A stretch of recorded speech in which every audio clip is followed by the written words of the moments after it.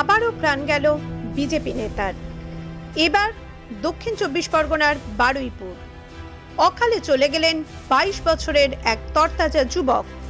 জানা যাচ্ছে নিহত রাজীব বিশ্বাস ছিলেন 129 নম্বর ওয়ার্ডের বুথ সভাপতি।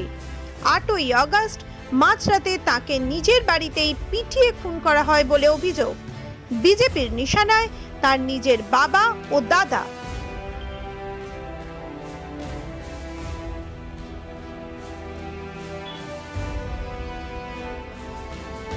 স্থানীয় মানুষের কাছে জানা যায়, সেদিন মাঝরাত নাগাদ হঠাৎ করেই কান্নার আওয়াজ শোনা গিয়েছিল।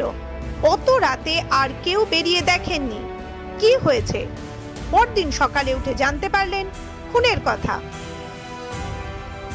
মারধর করা হচ্ছিল, মারের আওয়াজ পাচ্ছি না।